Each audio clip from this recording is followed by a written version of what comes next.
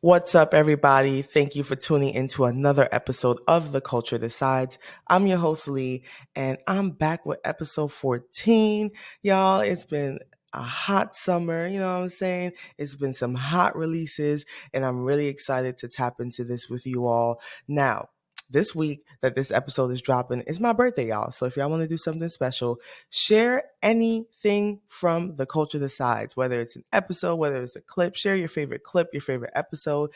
That's the best birthday gift you could give to me. And of course, make sure you download, like, and subscribe to this episode. Now that we got that out the way, we hopping straight into some reminders, then the agenda, and then, of course, I gotta do the project reviews. It's been a minute. I know the last time y'all got a little fun episode from me. That was really exciting. I hope y'all tapped into, idols turned into incels, because a lot of things that we spoke about in that episode is really relevant right now. You know what I'm saying? And I think as people continue, Drake specifically, Nicki Minaj and Lil Wayne, yay, keep doing the things that they're doing, it will continue to be relevant, right? So check that out. But yeah, so as far as the reminders, real quick, I got that music submission form in the link of this episode.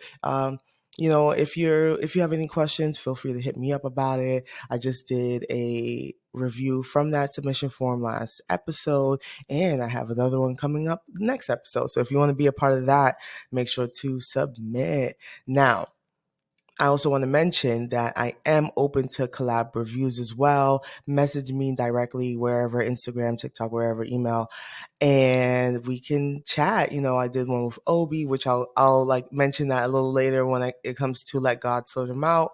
But yeah, that was really fun, and y'all go check that out on his page as well. Now, as far as the agenda, it's going to be a little sprinkle of news because I really want to tap into these two albums. Now, JACKBOYS did a surprise drop literally on Sunday, and Clipse dropped Let God Sort Him Out, which has been a highly anticipated album. They haven't dropped since December 2009. It's been nearly 16 years. So that I am so excited to talk to you guys about. And then JACKBOYS did a surprise release. So at first I had a different album planned for y'all, but I'll talk to y'all about those two later. As far as what I got going on, like I said, sprinkle of news, Let God Sort Him Out review, and JACKBOYS 2 review. Then I am going to let you know, of course, which one I feel like had the better drop, since they're apparently beefing right now. And then I'll talk about some singles on repeat, and what's on my radar as far as like, any new artists, songs that may not be new, but it has been on repeat for me, right? All right, so let's just hop into the news. So I got four things to talk to you about. Not too much, not too much. First thing, Wireless Festival. That happened over the weekend, and it was active. Drake did a 3-night set, and his goal over the weekend was to give three different vibes. So, from rap to R&B to reggae. He actually did R&B, then rap, and then ended it off with some dance hall vibes, of course, for the people in the UK. It's a heavy influence over there with the Caribbean scene, so it was exciting to see Vibes Cartel take the stage. He hasn't performed in over 20 years. That was a highlight for sure. Popcorn, one of my favorite dancehall artists as well, joined as well, and it's been great because he has been having troubles with his visa. He's been experiencing visa difficulties to get over to the States, so I'm glad he at least got to go to London and show up there. Another highlight from the Wireless Fest is that Burna Boy popped out, and he actually just dropped his album. So this is perfect timing. This is his first time he performed at the Wireless Fest. He got to meet Vybz Kartel for the first time, a lot of other artists. And one thing that was funny that he said in the backstage, there was a video of him. He was like, "Oh, this crowd is looking kind of small, isn't it?" He's used to, selling out stadium tours, and I guess it wasn't looking as crazy as he's used to. But regardless, I mean, it did seem like a lit event. Another point to make about this Wireless Fest is the thing that Drake said.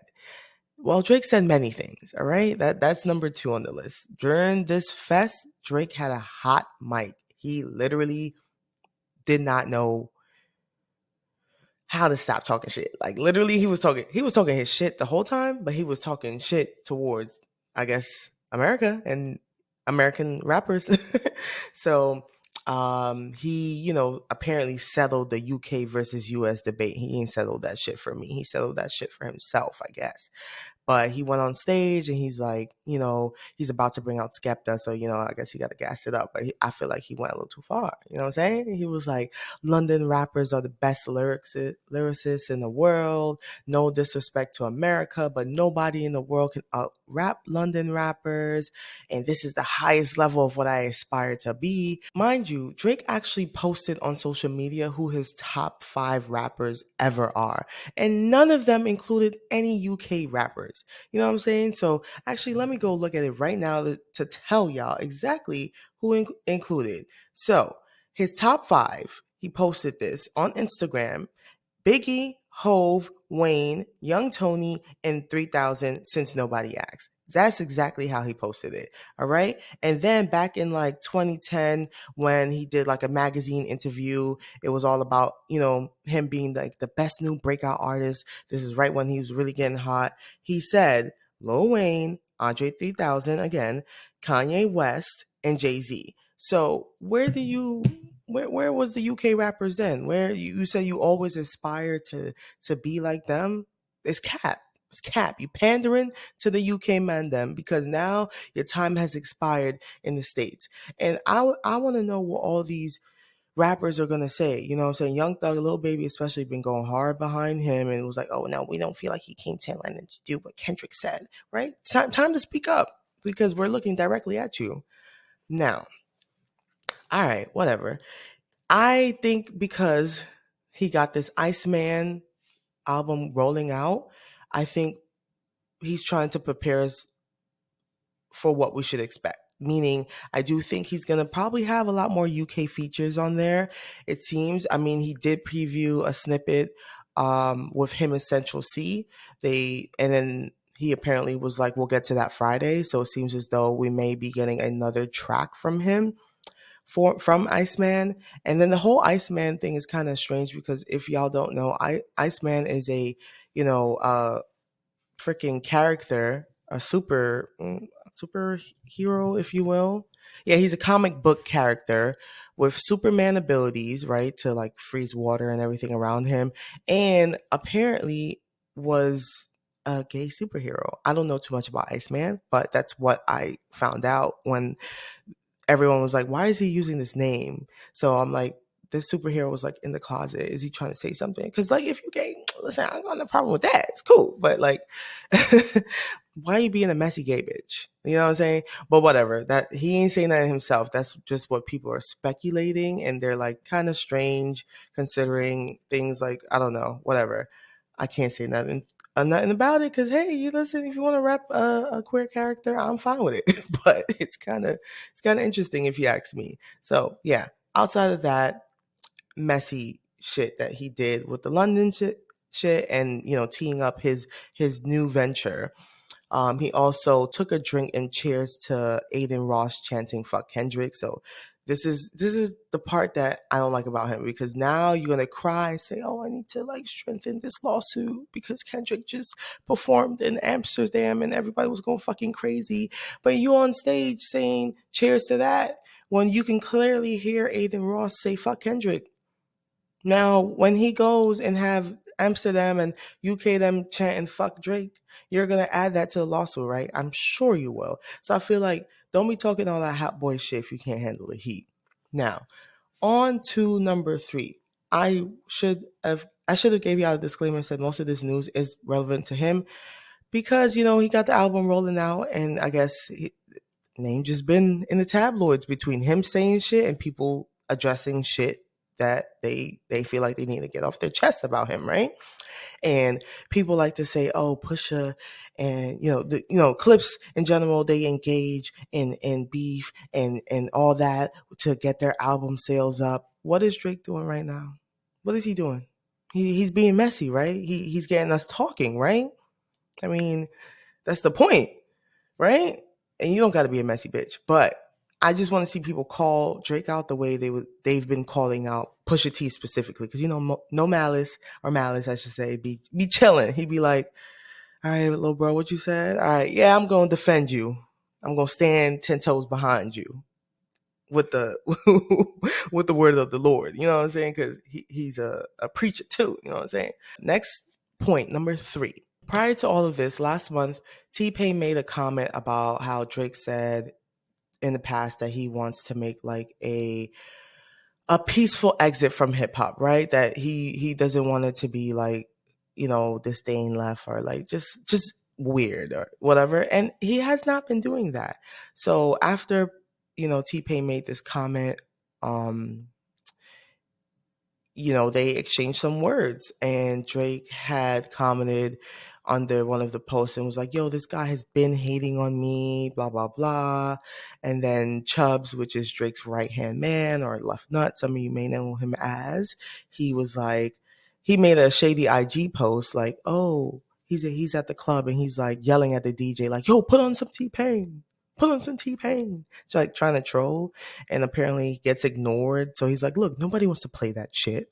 I'm like, bro, T-Pain got some bangers. Don't even play with him like that. Like, yes, he's not like really making music like that, like how Drake does, but anymore. But he did his thing when he was supposed to. Now, within that whole situation, Chris Brown gave T-Pain some flowers after all that. And people were cracking up about Chris Brown posting T-Pain during all this time and showing him love, because it was given like, "Yo, if anybody's fucking with you, I'll handle them." So it's like, oh, I know Drake peeped that. So y'all not cool no more? You know what I'm saying?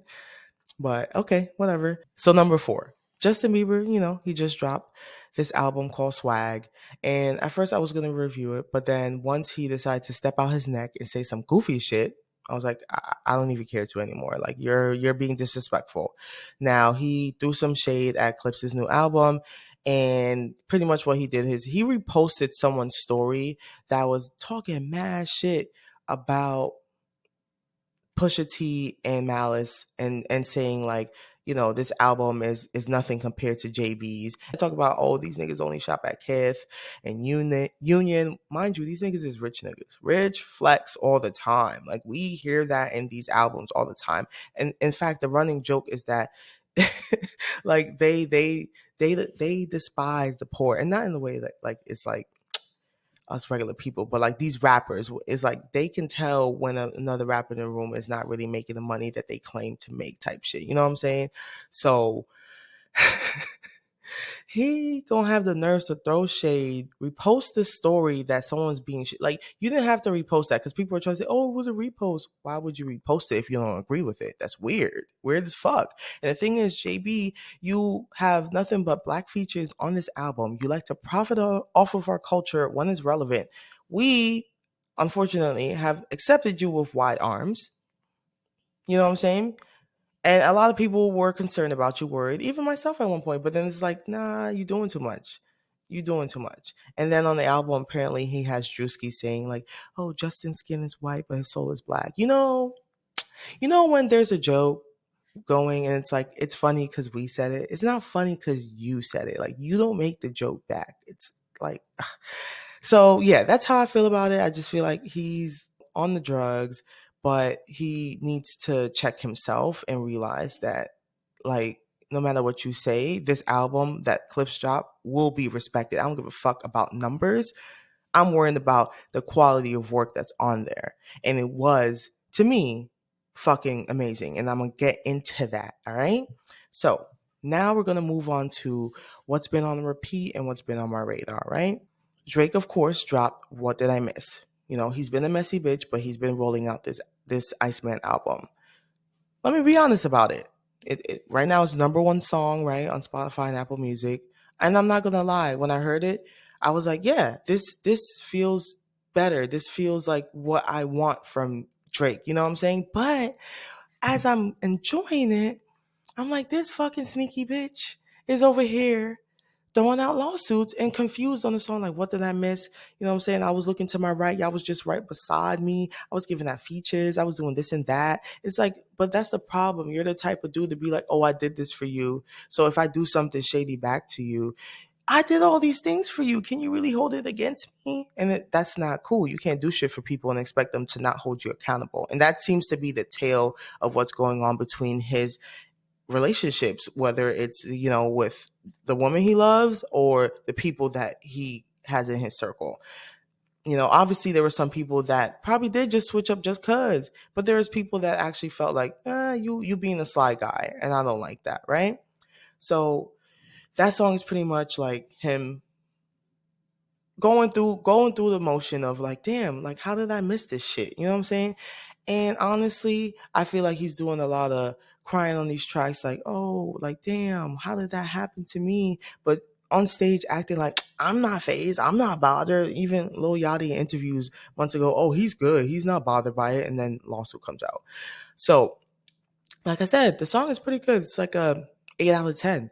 But he's not saying anything crazy. It's one of his vibey, like, you know what I'm saying? He got a couple like, oh, up and down, like the BTC, you know what I'm saying? Like the Bitcoin going up and down. He got a couple little one hits on there, a couple, liners on there. But like I said, it wasn't a bad song. I just feel like maybe if he had even dropped this after the pop out, because he made a reference to the pop out in the song, which is like, why are you speaking on it, but Kendrick can't? Whatever. I felt like it would have hit better if he had dropped this last year before the lawsuit, and it was just like, bam, the pop out happened. Maybe in August type shit, he dropped this shit. October even. It's like, oh, ICEMAN.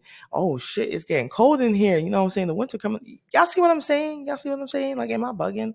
I feel like it's just been too much crying and sneak this in and lawsuit shit going on for him to really like to be talking like this. But whatever. That has been on repeat for me. I'm not gonna lie. But every time I listen to it, it's like that. Nigga, I don't know how I feel about you, because I know how I feel about you. Actually, I do. I made it very clear. I don't know if this song is what it should have been right now. But on to the next song on repeat. Kehlani dropped Folded. And that has been on repeat since then. I don't believe I had mentioned it to y'all last episode, but if I did, I'm sorry. I'm just letting y'all know it's still on repeat. Now, another song, Cardi B had dropped Outside. And first listen, I was like, okay, let me see how I'm feeling about it. And since then, I've been replaying that. I've been on the treadmill, hitting that. I gotta get my mile in. I'm like, yeah, we outside. That's the song that I start the mile with. You know what I'm saying? Okay, I'm picking up the pace. I'm moving quicker. I'm fucking with it. It's summer. We outside. Cardi B does that, and I'm excited for her album to come out. And yes, I will be reviewing that in September if it hopefully drops when she say it's supposed to, right? Now, of course, Offset had to drop the same fucking weekend as Cardi. I'm just like, this dude is always trying to snub his ex-wife, and it's like, I know you hurting. And what upsets me about Offset is that he's really talented. Like, he's talented. I'm not gonna lie. I did enjoy like his recent projects and stuff like that. I just feel like he's him as a person, I don't really fuck with. I don't like how he treats like his family, but whatever. The song that he did with JID called Bodies is a pretty great song. Like, Offset does his thing, JID does his thing. I'm fucking with it on repeat. You know what I'm saying? And then ASAP Rocky. This is more so like on the radar type of, not on repeat, just like I got to talk to you about it, right? ASAP Rocky dropped Pray for the Gang, right? Around that same weekend. And then it's like he dropped the song and he rolled it back in on some streaming services, which was really weird. Honestly, when I listened to it, the song was underwhelming. People are just confused because it's like, we were supposed to Ben have the album. You keep pushing it back. Now we don't know when the fuck it's dropping. And it's like, I know he's caught up being a dad. He had the court case early in the year, but it's like, why do you keep saying a date and then dropping things and then rolling it back in? Apparently, it's just unorganized. And I wish people would take more notes from like Clipse and like, these OG rappers, when they rolling out an album, it's not none of this funny business that y'all YNs, y'all not even that young anymore. I can't even call y'all YNs. But you younger than OG dudes are doing, because y'all not OGs yet, but whatever. It's just like, it's annoying. But whatever. On to what's actually on my radar as far as like a new artist. You know what I'm saying? This little on radar is usually going to be like, I'm gonna try to like include anybody that maybe like somebody that's underground or something, or someone that's new to me, even if they're not underground, just new to me, new to my ears, right? So Marcus Clay out of Houston, I came across him through like some blog posting, him and his mom freestyling. I was like, oh shit, that shit is hard. So him and his mama, they be doing a little rap every now and then. He personally does his thing all the time. And I actually have a project of his that I will be listening to, and I'll tell you about it too once I finally do review it. But yeah, Marcus Clay out of Houston, Texas is doing his fucking thing, and it's Marcus with a Q. So I hope I'm saying it right. So yeah, that's pretty much the on repeat on radar section. And then of course I gotta hop into these project reviews for y'all. Now, I gotta give y'all the brief about the criteria as far as what I'm looking for, just in case you're a new listener. These projects can consist of EPs, mixtapes, and albums. Sometimes EPs can be really short, but yeah, I still like to consider it under there. And of course, as I'm listening to the album, any project that I listen to, I like to listen to it multiple times, right? First time, or, one of those times I'm taking notes on each track. And then another time I'm just listening to vibe. I like to listen to the albums in the car as well. Like, even if I listen to the crib, I'm like, nah, I gotta do a car drive now. You know what I'm saying? Things hit different when you driving. You know what I'm saying? I don't know if y'all feel like how I'm feeling when it comes to that, but like that's how I do it, right? And then as I'm listening and taking my notes and all that stuff, I'm really rating based off of like the creativity, the bars, the versatility, the features, and the impact on me and everybody else, right? And then for each song, I rate them 1 fire sign to 3, right? 1 means it's mid, 2 means it's a good song, and 3, fucking amazing. It's likely on replay for me. Like, I'm fucking with it, right? And then at the end, I rate the album 1 through 10, and I give it like a letter grade to coincide with that, right? So a few projects have dropped, from EPs to full albums. Like I said earlier, I have a planned. I'm gonna like talk about Larry June and Burna Boy's album later in this week. I'm just gonna post clips about those two for y'all, so you can get an idea of how I feel about them. But for this specific episode, it's gonna be about Let God Sort Them Out and JACKBOYS 2, because you want to compare them, people. Let's compare them. Now, the first EP I want to talk about is the first project I should say I want to talk about is JID's God Doesn't Like Ugly Prelux. He dropped 4 songs that we should expect to see on the full album for God Doesn't Like Ugly. I believe it's coming out next month in August. But anyways, this Prelux was 4 songs, 17 minutes. Pretty long for 4 songs, but whatever. 4 songs, 17 minutes, and honestly, it was kind of underwhelming, and I'm just gonna like briefly give y'all my thoughts on it. Yeah, it's just like, if these are the first, I'm gonna need a little bit more than this. You know what I'm saying? Like, I feel like his feature on Bodies was really good. As far as the song that I really liked on here, my favorite was Lisa, track 3 featuring Black. People like to call him 6 Lack because he has the 6 in front of his name. I am a fan of Black himself, so I usually do look forward to his projects. But I honestly feel like it was a little underwhelming. He did have an Eminem feature on there, and even that I was like, okay, it's good, but I'm still looking forward to the full album. Don't get me wrong, but I want to hear a little bit more than this. I want it to hit harder than this. Right now, this is like a 7-ish out of 10. You know what I'm saying? Like, there was nothing that made me really want to like repeat it like that. Like, you know what I'm saying? The songs were like good, but not like JID. I know you could do better. Anyways, right? So that's what I gotta say about that. That's the only EP on there. Other than that, we're gonna hop into Let God Sort 'Em Out and then JACKBOYS 2. You know what I'm saying? I'm not counting sales or anything. I'm just literally giving y'all my thoughts after replaying these albums a few times over the first weekend. And listen, since Trav had a lot of shit to say about the OG and want to call out niggas' ages, like he not 35 himself. You know what I'm saying? Yeah, Clipse, they touching 50, but Trav, you touching 40, nigga. You almost there. So you can't be doing that. So we're going to let the OGs go first. And we're going to pay some respects to the OGs by having some manners and letting our elders go first. This is not even any disrespect to Malice or Pusha T. This is just like, this album deserves to be reviewed first. You know what I'm saying? Usually I like to save the best for last. But now I'm hopping right into it. All right. So, OGs, Clipse, which if y'all don't know, Clipse is the duo with Pusha T and his brother Malice. Sometimes people call him No Malice, but he goes by Malice right now. But they carried us in the early 2000s. Okay, Clipse has always been known for working with Pharrell and just giving that gangster rap that we bagging up the cocaine and all that. You know what I'm saying? Like, we went from rags to riches through actually being on the street, not like these young boys that claim they outside but they really not. You know what I'm saying? So the last time Clipse dropped was in 2009. Like I mentioned earlier, their last project together nearly 16 years ago was called Till the Casket Drops and They Return.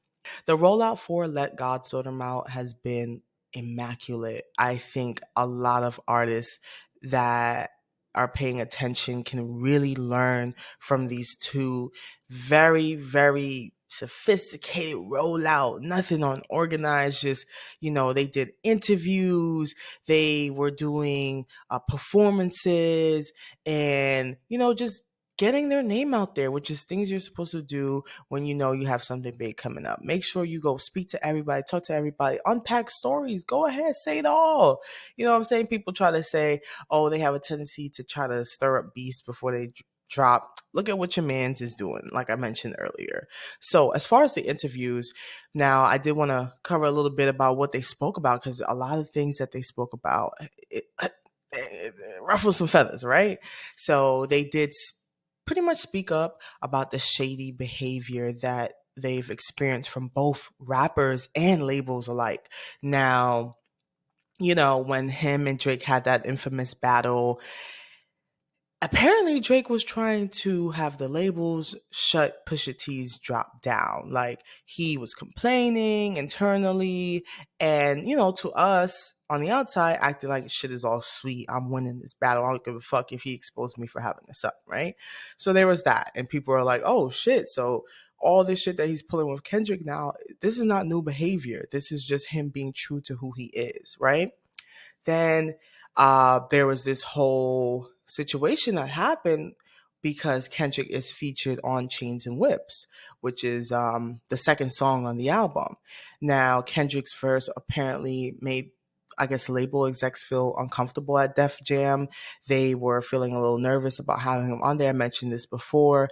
And Clipse bought out their fucking contract. And people like to say, oh, they got dropped. They didn't get fucking dropped. They bought out their contract. They chose to separate themselves from Def Jam because they were trying to censor them. And that censorship is just something that they don't fuck with. And they've been dealing with it this whole time, their whole careers. So fuck that shit. I'm gonna say what I have to say, and Kendrick will too, right?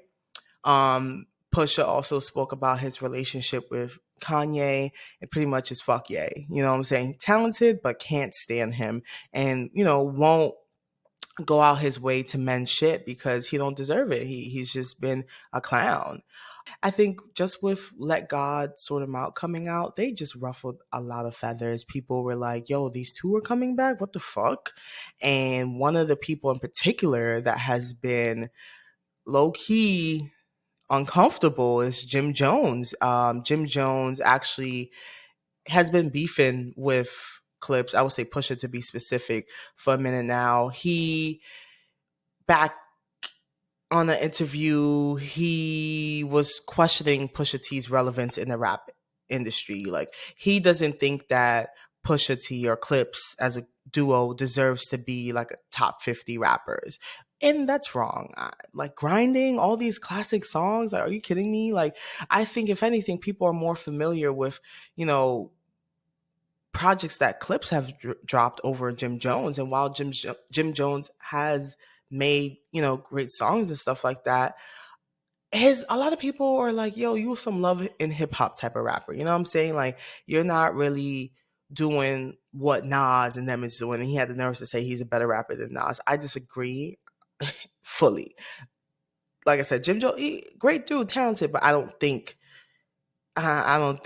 you can knock at Nas's door like that, or Pusha T. And if you want to drop another body of work and go head to head with this one, like Travis is apparently trying to do, right? So there's that. And Pusha T definitely responded to him lyrically, which I'll tap into as well. He fucking violated that man. Now, another big one. Actually, the reason why I guess Travis decided to respond to Pusha on JACKBOYS is that Pusha went on the interviews and he was like, yo, Travis is a whore. Like, he goes wherever the noise is at, similar to the people he looks up to. The reason why he says this too, right? Because people are like, why did you say that? Here's the context.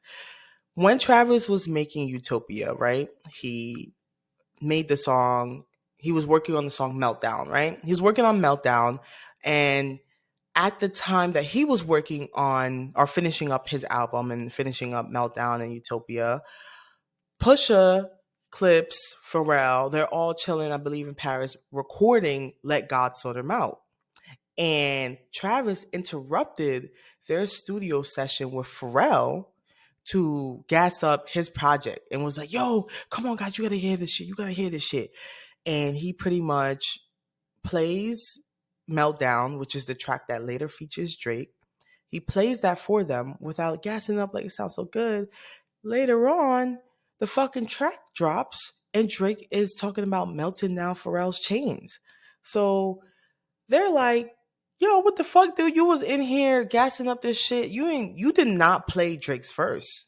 And maybe it wasn't in at the time, but still, it's kind of shady. You even recorded yourself with us, marketing you chilling with us and shit, trying to, you know what I'm saying, make it seem like we condone this shit. And like I said, Clipse and Pharrell, they locked in. They like this. And I just think it's very fishy. And people have been always saying that Travis has been kind of a messy bitch himself. You know what I'm saying? So that was weird. So when Clipse went to the Breakfast Club to actually, talk about the album coming out and everything, Charlemagne decided to ask them about that specific situation. It was like, well, do you think Travis has to be held accountable for that? And there's a meme going around when Malice kind of turns around and looks at Charlemagne like, what the fuck is this nigga talking about? And pretty much the short answer is yes, that motherfucker should be held accountable because you knew you was gonna be working with our aunt on this song anyways. Why would you even show me that specific song? You could show me any other song, but you're gonna show me the song that you gonna play the song in front of the nigga that he's. Come on, that's kind of. They're gonna be like, oh well, what if he didn't know that? You had some responsibility, and maybe even reaching out to the guys and saying, hey, I know I previewed this song to you. I didn't know this man was going to come on here and do this. Just wanted to let you know, just in case you think I had something to do with it. I didn't. Now it's kind of hard to, you know what I'm saying? Because now you went back to Drake. It probably was a key with them. Like, yeah, I was writing these niggas' faces playing this shit. Little do they know. But okay, whatever. Now, outside of the interviews and all the, insight that was given about what's going on behind closed doors, they also were, like I said, doing mini concerts, performances, I should say, for leading singles off of Let God Sort Them Out. LGSEO, that's the nickname for it, right?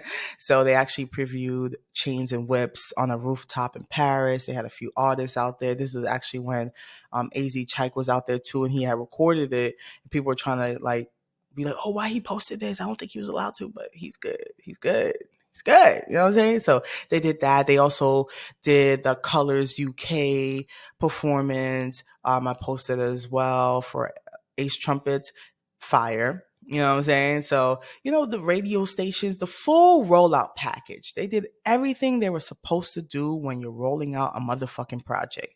You know what I'm saying? Down to the fucking merch. Like, guys, I gotta get me that motherfucking vinyl. I need me a t-shirt. Like, I really been replaying this album like crazy. And honestly, growing up, Clipse was always around with their music, right? But I was a little kid. So, I feel like as I'm, an adult and grasping the albums that really means something to me, these are now one of them. You know what I'm saying? Like, this is something like that.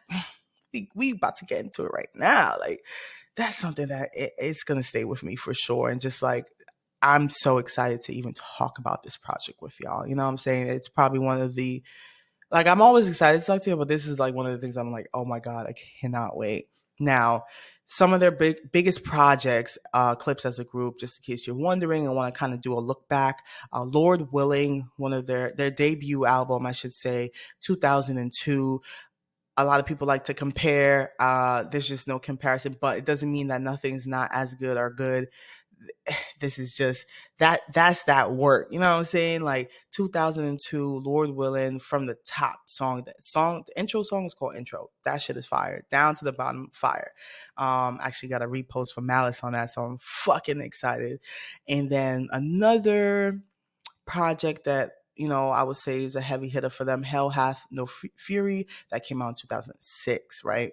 So now we're gonna hop into these motherfucking tracks, y'all. We're gonna hop into it. If I didn't mention this album's 13 songs, 41 minutes, perfect length album. Y'all know how I feel. Once you start going over 15 songs, I'm starting to question if you just doing some throwaway songs in there, right? So this one in particular, it's the perfect length. 40 minutes, that's just right.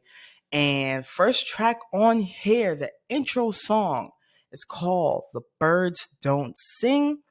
This is featuring John Legend and the Voices of Fire. Y'all, I had to take a deep breath for that one. This song is heavy. It's a deep one. I always talk about intro songs. I hate when artists use it as like a throwaway moment. Like, no, build up the hype, build up the anticipation. This song, this is definitely a memorial kind of feel song. So Clipse did lose both of their parents. Their mom passed and then their dad shortly after. And it's definitely a memorial song. Like, they had John Legend on there with the chorus. I feel like it added a really nice touch, like how when John Legend did like what's that song called? Long Day Without You, My Friend. That kind of feeling, you know what I'm saying? Like, and not making it like sound commercialized, but just like, that hit home. Yeah, yeah, yeah. You about to make me shed a tear, right? Okay, gotcha. So, Malice actually, he asked for his father's blessing to go back to rap because, he actually, of course, they grew up doing the street life thing, and then he turned his life over to God and, wanted to preach and spread the word. And, but he also felt like, I guess, business was unfinished with the rapping game. You know what I'm saying? So he did ask for his father's blessing, and his father's like, yo, like, do your thing. He actually spoke about this on the Joe Budden podcast. Their dad, I should say, was a deacon. And, it's the storytelling about grief, and they talk about, in the beginning, it talks about, their mom's passing and how, they should have seen the signs, and how, like, Push's young son won't even remember her, kind of thing. And, from going through her passing, he was like, yo, it was a line they said about just like, yo, grief, some people like don't deal with it well. I felt every single part of it.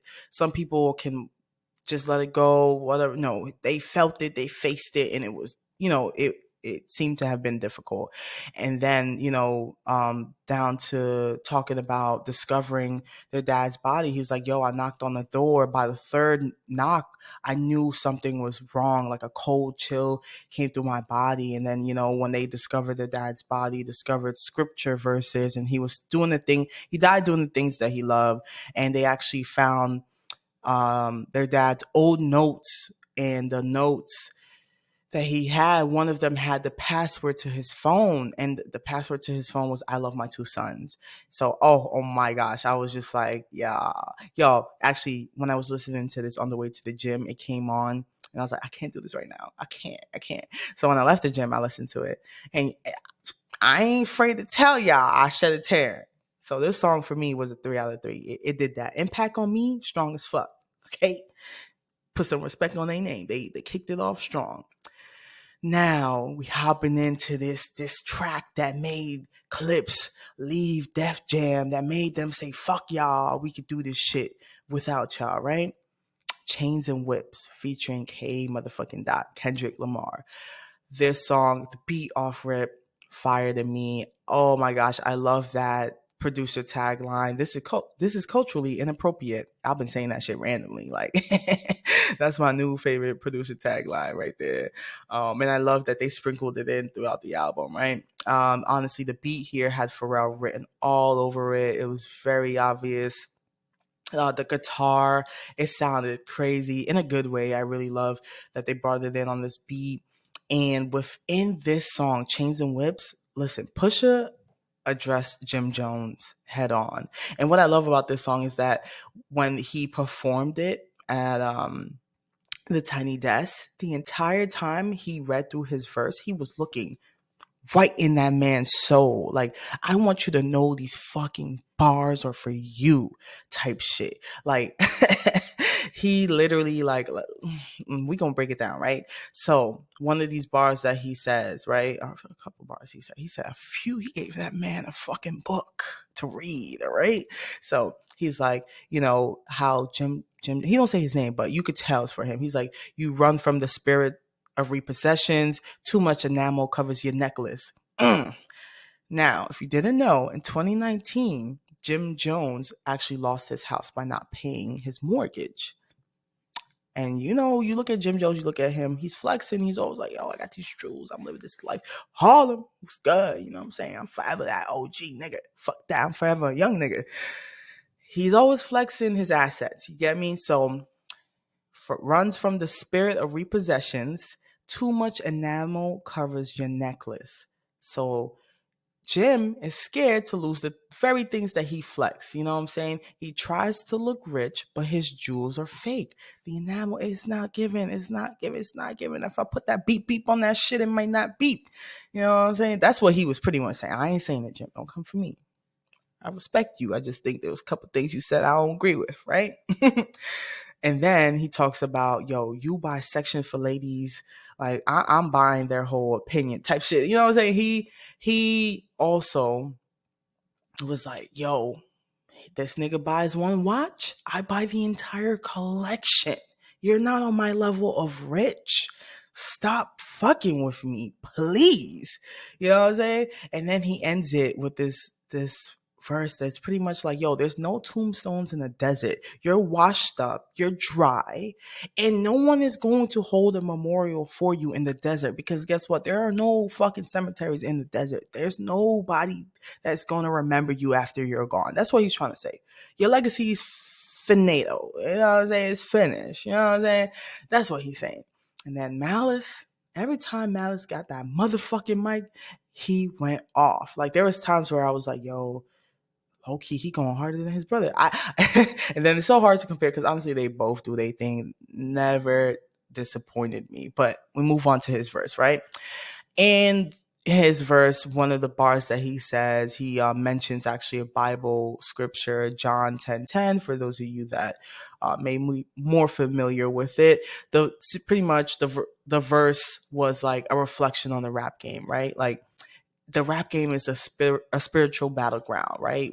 Between with things that can literally like suck you into the bad life, kill your soul, like this fame, the violence, the greed, and versus the things that life gives. Like, oh, though I'm in this like soul sucking environment, it seems like I now feel like I have purpose. I feel like I'm connecting with people. You know what I'm saying? Like, it gives life, but it also can kill you, right? So he talks about that. Like, I just fire. Like, you see me, I'm go listen to that fucking song. You know what I'm saying? Like, he did his fucking thing, and I ain't got no complaints so far. You know what I'm saying? And then we move into Dot's verse. Kendrick came with that Gemini energy, all right? The spirit of the Gemini fully came out. He's not with all that fake shit. He literally went off. One of my favorite lines from here, from Kendrick specifically, was he was like, therapy showed me how to open up. It also showed me I don't give a fuck. I was like, yeah. So this song was a 3 out of 3 for me. Another 3 out of 3. So far, the album just started off very fucking strong with these first two songs. Now we move into track 3, POV featuring Tyler the Creator. I was so excited to see this. This is the first time Tyler's ever worked with Clipse, and he literally was like, "Oh, y'all chose me. Bet, let me fucking rap for real." All right. And if you guys actually, let me pause real quick. If you guys haven't checked out the collab review I did with Obi, I actually mentioned that within my likes, that I feel like Clipse brought the true rapper out of every feature that hopped on in here. The true artist, like for the most part, just like push them to let me make sure each bar hits. You know what I'm saying? Like that's what they did. And you know what I'm saying? Y'all actually check out that review. Show Obi some love on that too. Like it was actually really fun to collab on this. We've been talking about it for the last couple of days. Like very fucking excited to just even have this project. You know what I'm saying? So yeah. POV, Tyler the Creator. You know, he doesn't kick it off. He comes in later. So first let me talk about Push's line, right? Push's on there like, yo, how he made 6 mil off of Ty Vec. You probably like, what the fuck's Tyvek? Or you probably know what the fuck's Tyvek. Tyvek is that fucking construction building material company that every time you see something being built, you see Tyvek somewhere within that fucking building. Like they literally, I feel like they own almost they be on every project for anytime people are building shit. So when Push is like, yo, I made 6 mil off of Tyvek type shit, I'm like, oh, he's making that fucking money. Okay. Like this song really, they on that kilo talk. You know what I'm saying? He's like, yo, how his shorty takes the Amtrak down and flies back up. You know what I'm saying? Cause you know what I'm saying? They moving that weight. Got homegirl involved too. When she do that, when she come back home, the deal is done.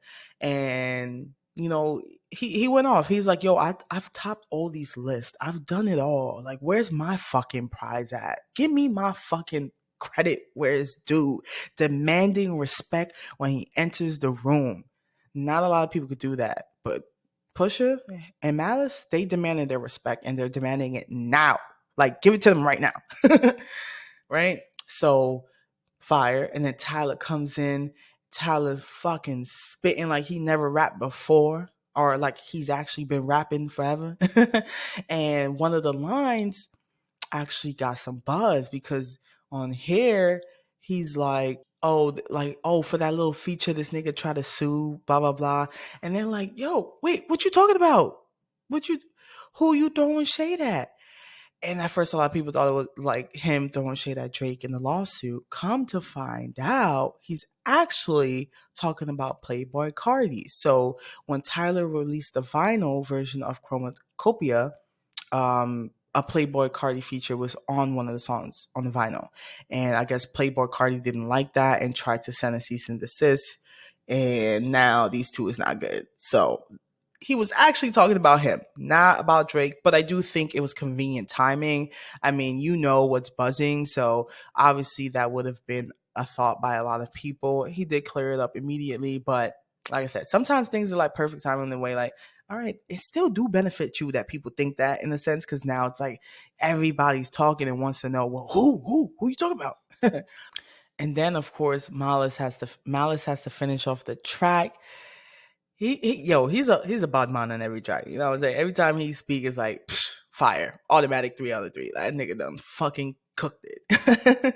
And one of the bars that he says that I really like, he's like, "Yo, I'm watching you niggas rap just to OD," and like I'm like, it's a simple bar, but it's like, yo, facts. Most of these fucking rappers are fucking drugged out druggies. Like, you need to get your shit together. A lot of artists, not just rappers. I mean, look at Justin Bieber, which I spoke to you about him. So yeah, I thought that was fire too. They just dissecting these motherfuckers, letting them know about themselves. Your friend might not tell you. Your homeboy that you be featuring with will not tell you, but I will tell you. So if you think about it too, Tyler sends shot at Playboy Cardi. Malice finishes off with that. It's like, Playboy Cardi, you also do be doing a lot of drugs, so it kind of fits. You kind of fit the script here too, right? All right, 3 out of 3 POV featuring Tyler. Right now we hop into track 4. So be it. So be it. So be it. So be it. All right. So be it. Another track that's been out, making waves. People heard it prior, loving it, feeling it. Now, this track did have some clearance issues at first. So if you saw So Be It Part 2 and was like, what the fuck does that mean? It's because that part had a slightly different beat on there. So they actually sampled, they used an Arabic sample on the beat, which I really enjoyed. And then when I heard the part 2, I was like, wait, hold on. It's not the same. Either way, they both sounded good, but I prefer the original beat better. So depending on when you downloaded the album or bought it, you may or may not have that version, right? So yeah, so like I said, the beat fire on here has an Arabic sample on here. This is culturally inappropriate. That shit just fits perfectly here. And I really love Malice's verse on here. He's like, yo, you ain't believe God did. You ain't Khaled.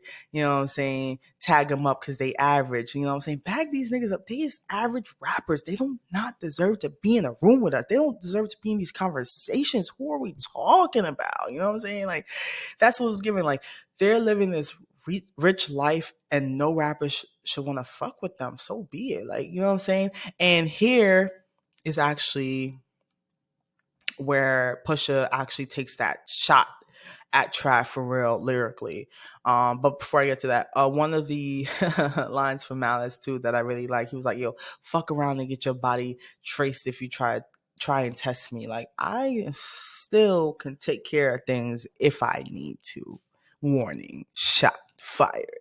Right? And then Pusha comes out with his warning shot to Travis. He's like, yo, you guys probably heard it by now, and if you didn't, he's like, yo, you cried in front of me, you died in front of me, Calabasas took your bitch and your pride in front of me. And like, oh my God, Shayla, you know, Calabasas, that's where Kylie and them, all the rich people them be, and Travis himself. So yeah, he cried in front of Pusha T, talking about losing Kylie apparently, and then he comes in again. He's like, her utopia had moved up right the street, and her lip gloss is popping. She didn't even need you to eat. She don't need you to make money, bro. You make money, but she make her money too. Like, and apparently he has a video of Travis crying or whatever the fuck. I guess he's like, yo, he don't want this video to get leaked because he'll be done for. He's pretty much in the song. He's like, he lucky I ain't TMZ it. You know what I'm saying? So I'm like, ooh, he's not fucking around.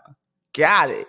Message fucking received. Don't fuck with them unless you want to be lined up and bagged up. Okay? 3 out of 3. Threats is not for me, so I'm rating that high. Now, track 5, Ace Trumpets, another leading track. I would say this song, I had a lot of favorites so far. Damn, I'm just looking at the list, like a lot of 3 out of 3s, but Ace Trumpets delivers throughout the whole song. But yeah, there be times I be singing the fucking chorus randomly throughout the day, like, you know what I'm saying? Strippers shaking ass and watching the dough blow. Ace Trumpets and Rose Mo's. Like, come on. All right, and then this is one of the songs that had me really hyped for the release, no lie. And then one of the lines pushes like, "Look at him and him, still waiting on Yeezys." Yo, oh my gosh. And so Push's verse definitely got me hyped for the song, but Malice, his wordplay, his whole verse, damn, it's like, oh, this is already great. Oh my God, it can get even better. 3 out of 3. Come on, how can I be mad? So cool.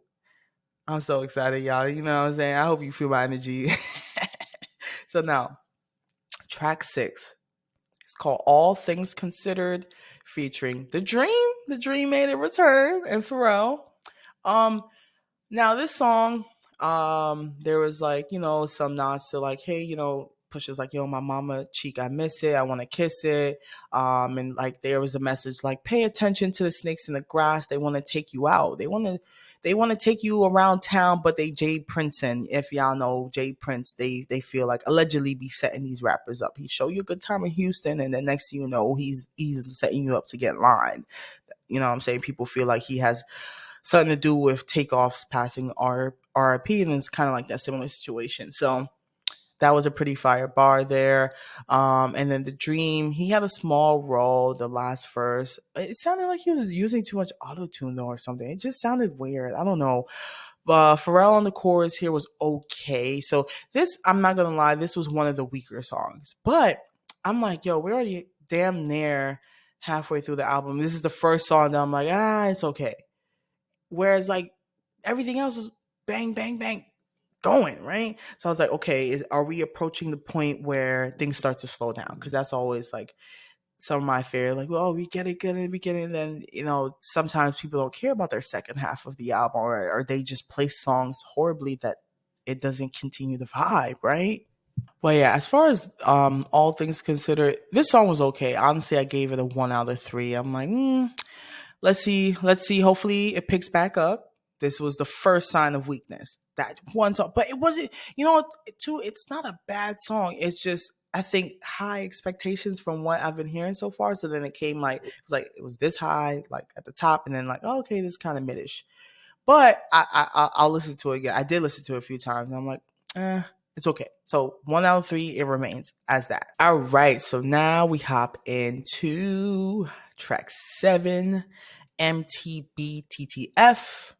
The abbreviations, if you're wondering what that stands for Mike Tyson blow to the face.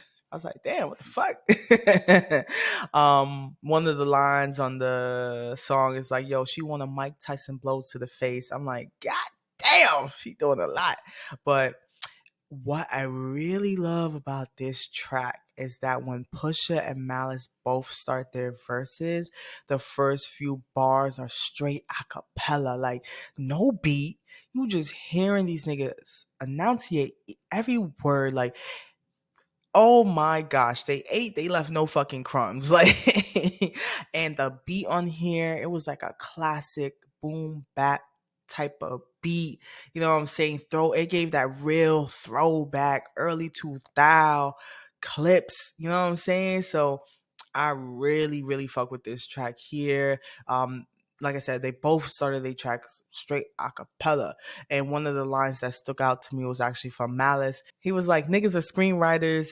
We dream writers. You know what I'm saying? We writing dreams on here. You want to write a fucking play. You want to fucking be an actor. This is our real fucking life. You know what I'm saying? So they fucking Mike Tyson blow to the face. Fire. 3 out of 3. Now, track 8, this one is called EBITDA, EBITDA. You know what I'm saying? If you're not sure what that stands for, EBITDA stands for the earnings before interest, tax, depreciations, and amortization. You know what I'm saying? Before the money go places that they weren't supposed to go. I guess they have to go there legally, right? But so from here, as featuring Pharrell, I should mention, and I really fuck with this song. They're like, yo, we went from heaters up to fevers up. You know what I'm saying? Like, we went from bitches in the back seat, the seat is up type shit. Now I'm 10 times the EBITDA. Like, now I'm making 10 times money on my earnings before, you know what I'm saying, all this shit come out. I'm making mad money right now. It's kind of like the talking about the reflection of where we was before to here we are now. Did all that shit. We don't need that. We good now. You know what I'm saying? Very like they're they don't, you know how people be like, be humble. They're like, nah, nigga, this is what I did, and I did that, and I'm here. You know what I'm saying? Like, this song though, it was this one. Oh, before I mention the rating, what I really did like about this song is that after Pharrell's verse, Pusha's like, send it back. Like, so Pharrell finished, and then Pusha comes in like, send it back. And he's like, yo, send that shit back to me. Let me hop in. And then he goes off from there. This song was a really fun one. But for me, it was a 2 out of 3. It's a good song. I did enjoy it. And I'll see as I replay this album, which I definitely will be, if it does grow to a 3 out of 3. I'm not gonna lie, a lot of songs on here, my first listen, they were like 2 out of 3s. Not a lot. Let me not cap. A couple songs on here were like 2 out of 3s, and they have grown to 3 out of 3. They've grown to songs that I seek to play first, you know? So just so excited to see where this album is like down the year as far as like I want to see how people really gravitate towards it. I think they deserve it. You know what I'm saying? So that was great. 2 out of 3 for track 8, Ebida. Now we hop into track 9. Now, if you saw my collab review with Obi, you saw this was my top track, but I'm going to talk to y'all about it. FICO featuring Stove God Cooks. I did not expect this to be my favorite song. You know what I'm saying? I was already like, yo, Ace Trumpets, So Be, all these songs is fire. FICO, that fucking credit score, make sure it's up. So on here, they they're talking about the come up, you know what I'm saying? How, they had to go through pissy hallways, avoiding their ops. They couldn't trust anybody as far as they could throw them, you know what I'm saying? Don't trust nobody where they got a mouthpiece at. That means anybody that could fucking talk. You know what I'm saying? Like, and then they were like, yo, if you re-upping from us, your credit score had to be high. FICO, 850 or better. Don't talk to me if your shit isn't, you know what I'm saying? You don't got the money that I'm trying to get type shit. And Stove God went off in the chorus too. He's like, pretty much, you ain't know what I know. You ain't see shit like them. Fetty's so strong, had to cook it with one eye closed. With one eye closed. Fetty's so strong, had to cook it with one eye closed. You get it? Fetty Wap, one eye. Fetty, the drugs, so strong, had to cook it with the eyes closed. Come the fuck on. That nigga sang that shit like it was like a fucking hymn. That was fire. And I ain't had no complaints, bro. And then Malice is like, yo, he had the buyers lined up like it was the DMV. You know what I'm saying? Take one ticket. You number one. You up next. Come on, let's go. Now, another line too with him. He's like, yo, hands on 3 and 9. He's driving like a normal a normal civilian as he's crossing the state lines because he's trying to look as normal as possible. Not trying to look like he got the whole motherfucking, you know what I'm saying, like field in the back of the bitch. You know what I'm saying? Like, so they all ate on this fucking track. No complaints from Pusha to Malice to Stove God. Fire. 3 out of 3. Now we're entering in the last 4 tracks. Track 10 is called Inglorious Bastards featuring Ab Liver. If you're not familiar with Ab Liver is actually from the spin-off group that they had formed when they were going through some label issues back in, like, I believe 2008. Yeah, they formed a group called the Re-Up Gang. So it's pretty much Malice, Pusha, Ab Liver, and Sandman. Ab Liver and Sandman, they were both from Philly. So it's like, yo, we in the DMV, we got to head up and go collab with these Philly cats. You know what I'm saying? Like, so they did that back there. Re-Up Gang, they dropped the whole project together and everything. And they circled back. They spun the block, which I love that they brought somebody back that they used to really work with. You know what I'm saying? So on here, there's a clip from Jesse Jackson in the beginning, and then Ab Liver, throughout this song, they're all talking about how they used to run the streets, like how Pusha and Malice would move, shit from VA all the way up to DMV, all the way up to New York, all around the DMV and all the way up to New York. You know what I'm saying? Like, they were pushing weight, and Ab Liver comes in and gives his Philly take type shit. This song was really cool. I love that. Like I said, I love that they collab with someone that they really was working with back in the days. This song, I gave it a 2 out of 3, but I feel like it could grow on me for sure. Like, this album, y'all, I'm telling you, it's worth listening to. If you really love if you really love the rap that's just not a bunch of niggas just like yelling at you, you know what I'm saying? Like, conscious, speaking about shit, my real shit, non-fiction rap. If you really like non-fiction fucking rap, you are listening to Let God Sort 'Em Out. This is non-fiction. This is real shit. This is real rap. Some real OGs that need some real fucking respect. You know what I'm saying? Put some respect on their fucking name. Come the fuck on. So now we have in the track 11, So Far Ahead featuring Pharrell. And I feel like the beat samples giving like an old school nod in the beginning, and Pharrell was singing So Far Ahead. Actually, it's really funny, the chorus that Pharrell's singing on here. He's like, yo, we're so far ahead and these niggas behind. It was like, when you hear the singing, you're like, oh, it's like, it sounds sweet. And then you listen to the lyrics, you're like, oh, he's telling these niggas they broke as fuck. Like, okay, got it.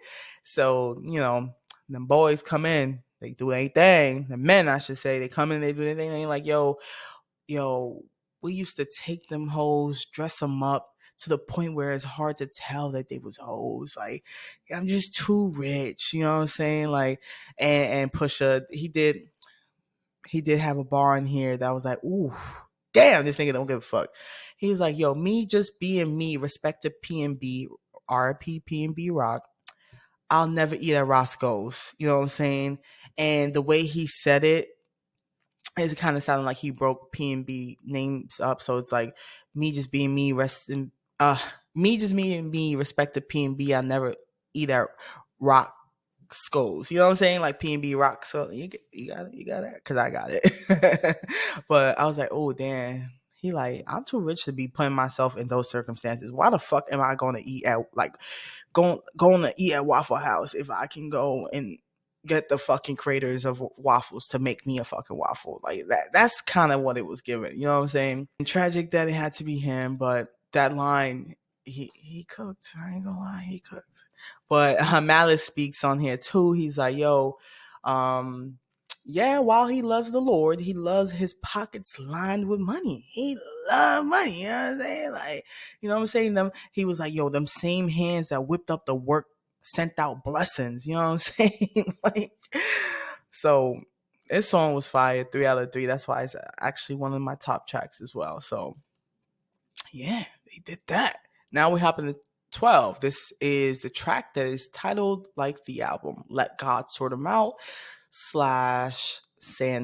Chandeliers, featuring Nas and Clipse. They actually collabed for the first time on here, and on here they're like, yo, let God sort them out. They're like, yo, these niggas are so behind. They moving like how we used to move 6 years ago. Like, come on, bro. You're on some like you want some 2019 shit, nigga. Like I'm past that. I'm light years ahead. Like, and like they're gonna, they were on the song saying it. They're like, yo, they're gonna be sick when they see Clipse come back, type shit. They're gonna be sick when we hop back on the scene. Like it's gonna be like they seen a ghost. It's gonna almost feel like a conspiracy. Like, are you sure? Are you bugging these two guys?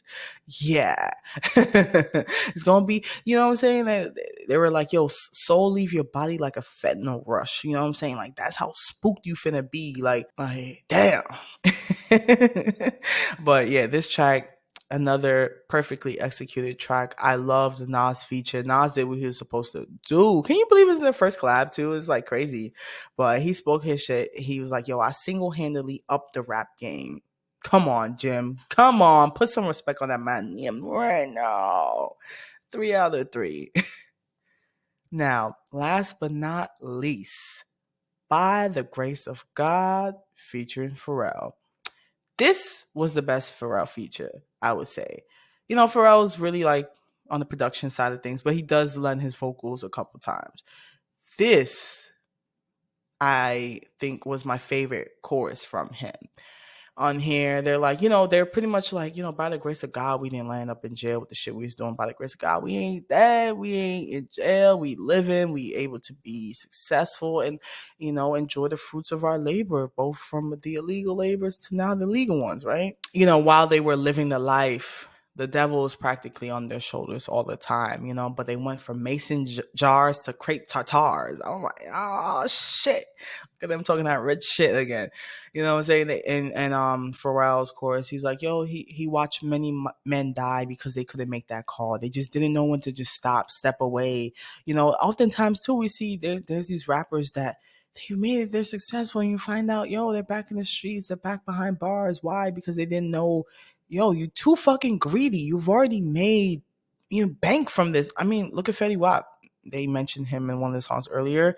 Like a little, bar that played off of him. But that dude was making his money and then ended up in jail. You know what I'm saying? So a lot of people don't know how to turn away from that lifestyle. But this song, great closer to the album. Way to kick it off strong through the middle. I mean, I didn't have complaints here. This song was a 2 out of 3. One of my favorite albums to review, I would say, for sure. And like I said, in the Obi's review, I mentioned some of my likes. I'll, share with y'all here too. Like, I love that they address things head on and they're not afraid to intimidate other rappers. We heard that very early on. And honestly, I think we knew that. Clipse, Pusha T, they've never been afraid of any of these guys. Although they haven't always been on the scene the last few years, their presence as far as like what they do is very much acknowledged and respected by some people. The ones that don't, they gonna learn why the fuck they should. But I feel like, like I mentioned before, they brought them rappers out. When they hopped on the feature, they did what they were supposed to. Stove God Cook was a highlight for sure. You know what I'm saying? And I love that we hear both of them flex their skills. There's collab albums, Drake, and you don't hear both artists really. You don't really hear, yeah. You know what I'm saying? Some sexy songs for you. How I felt about it, I told y'all. I told y'all how I felt about that. So I love when it's a collab. I want to hear the collab. I need to see both of y'all shine. Y'all should both have moments that's like, yeah, this is your moment. This is your moment. You know what I'm saying? It feels even. They did that. And the beats, I feel like they stuck true to their style. They were like, I'm not worrying about appeasing to the young niggas, this new whatever. I'm gonna do it how we do it, and y'all are gonna respect this. Y'all gonna respect the way we rap because this is how real niggas rap. That's how I feel it was given, and it's a perfect length, not too long, a cohesive playlist. They didn't force the songs. Like Malice actually mentioned this too in the interview. Like we're not holding on to any songs. Everything that we put on there is meant to be there. You know what I'm saying? And the 13 songs was just good enough. You know what I'm saying? And like I mentioned too, a lot of the songs were like two. Some of the songs were two at first. They grew into three. I just that's that. I love when an album can like continue to sound better with each listen, and that's how I feel about this. The rap, the production, I have no complaints. It's a nonfiction rap album. Like, how can you hate on two elite rappers speaking on some real shit while making it sound fucking good? Like, please, come on. Now, I gotta do my ratings. You know what I'm saying? So the best feature, Stove God Cooks, FICO, and then Nas did his thing. It was hard to choose. So Stove God Cooks and Nas, both songs features did they thing. Keep It songs, I would say all things considered. At first I was no lie, I was putting all things considered and Ebida, because Ebida was one of the songs that I gave it a 1 star at first. It was mid to me. Then I listened to it again. I was like, you fucking wilding. You smoking that shit them niggas selling. That shit is good. So I'm gonna take that off. All things considered. I'll see about it but for now, I feel like they could have kept that one. It could have been 12 songs. But then I'm like, I love that they, you know, I don't know. I like that they brought back the dream, but it wasn't even like worth it in my opinion. So yeah, best song, FICO. FICO is the best song on there featuring Stove God Cooks. I stand by it. At my first listen, I felt that way. My fifth, sixth listen, I still feel that way. And then as far as my top 5, FICO number 1. Number 2 is Chains and Whips. 3, Ace Trumpets. Chains and Whips is the one with Kendrick on it. Ace Trumpets. 4, So Far Ahead, and then 5, Let God Sort 'Em Out, featuring Nas. Honorable mention though, So Be It. That definitely is a fire track. I mean, so many songs on here as I'm looking at the list. So many songs on here are 3 out of 3. So honestly, the whole fucking album top. Now, as far as my ratings, at first you may have saw I gave this an 8.5 out of 10. I'm lying. That shit is a 9 out of 10. It's damn near a perfect score. It's like a 9.9999999. But I gave it a 9 out of 10. I thoroughly enjoyed it. And now that I'm about to hop into JACKBOYS, y'all will hear if JACKBOYS even touches this anywhere. Because normally I wouldn't compare these two styles of rapping, but because y'all coming for each other and fans are trying to compare them, let's compare. You know what I'm saying? Can't compare when you don't compete, nigga. Let's see if you can compete for real. All right? Now, JACKBOYS 2, Travis Scott and the crew. So, JACKBOYS consists of Don Tolliver, Sheck West, Sofago, Chase B, Wally the Sensei, and Luxury Tax 50 used to be a part of the crew, but seeing that he's not on this album and seeing that, last time he was on the stream with Aiden Ross, he said he wants to smack Travis Scott. I'm assuming there's some shit going on. But yeah, so they decided to actually drop Sunday, literally. Like, I was like, dude, I have to record this whole shit like now instead, because they're saying they're gonna drop. I'm gonna wait because I would like to, because of all the shit going on, include it. And then they finally did it. They actually did it. I didn't believe them because honestly, this release has been like, it was supposed to drop, it got pushed back.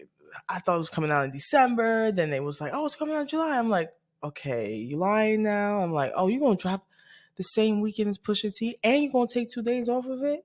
And listen, regardless of what these numbers end up being, y'all, I don't care. I'm going off of the quality of the album. Because Travis Scott, of course, had some things going on with the Astroworld incident. And then the documentary came out, and I actually watched it. And like, I always tell you guys, and I'll say it again just in case you don't know, I was a really huge fan of Travis Scott, like, in high school and after high school. And like, I remember one of the first big concerts I went to was Astroworld in DC, not the festival, but that was in 2019. And I always really, loved listening to his music. So when that incident didn't happen, it was really sad, you know what I'm saying? And that documentary was hard to watch, no lie. And I do feel like Live Nation definitely like needs to take a lot of accountability for the things that went down, but I also feel like Travis also played a part, right? Now he tried to make amends. Some families accepted, some families did. And I feel like since that moment, it's been kind of hard to, like, I don't know, fully get back into him. Like, I listened to the Utopia. I did feel like it was not as good as Astroworld, the album, but some people beg to differ. I think a lot of people just don't like to talk about it as much. So they take Utopia, you know what I'm saying, as the next one. But hey, that's pretty much where he's been at. I feel like he's been trying to navigate the release of this album around this thing. You know what I'm saying? So I wasn't surprised that the release date was kind of iffy. And, trying to make sure that, he addresses some things, I guess, within that. Now, I at first was debating if I really wanted to tap into it too, because Sheck West is another person that, he was the opener actually that year that I went to go see him, right? Travis. And at the time he had the Mo Bamba song, and I actually listened to his whole album back then. I did like it. And he was, up and coming, but then he made a mistake with Justine Skye. And, there's some like, video evidence of him like being abusive towards her, as far as like we see him like yelling at her and trying to like, I don't know what else took place, but she does say that, he was physical towards her. So I was already feeling like, I don't know about this guy anymore. I don't like his actions. And he has been pretty silent. JACKBOYS, the first album, I did enjoy it. And I think it did set the bar high. And Travis Scott himself, as far as like the music, while it's not like Pusha T type of rap, he sets the bar high, you know what I'm saying, as far as like what I'm looking for when I listen to his album. Because I feel like when I like, the vibe, the mosh pit and all that type of shit, I'm looking for a certain part of Travis. I'm looking to hear a certain, you know what I'm saying, a certain vibe from Travis when I listen to him. And I just feel like Utopia wasn't as good as people gas it up. To me, like, it's good, but it's not like as good. So there we go, right? So there's that. Navigating the drops, going through the whole incident, having people on the crew. Like, Don Toliver seems like he could be a standalone artist at this point. And Sheck just like, okay, maybe a liability to a certain extent, you know what I'm saying? So now he got Pusha calling him out. So I guess he felt like, all right, there's too much going on. I need to put something out there to hopefully distract people, you know what I'm saying? Or show people that they need to shut the fuck up. I don't know. But he decided that this weekend would be the perfect time, right? Now, let's talk about this thing with him just being messy, right? I mentioned luxury tax, no longer part of the crew, just him on Aiden Ross's stream, right? And now, apparently, him and Mike Dean aren't really cool. So, Mike Dean is the producer behind a lot of Travis's music. They work closely together, and apparently people felt like they noticed the difference with them not like being cool anymore. Like Mike Dean doesn't have any credits on this album. And I mean, although he's not credited, he could have been doing some other work behind the scenes. Who knows? But when Travis dropped this, Mike Dean had tweeted "LOL" all caps, so people were like, "Oh, that's giving weird." And yeah, they're just speculating that they're not cool anymore based off of some of the recent posts, and then the credits, and then the quality shift, right? So there's that going on, right? And then the messy behavior.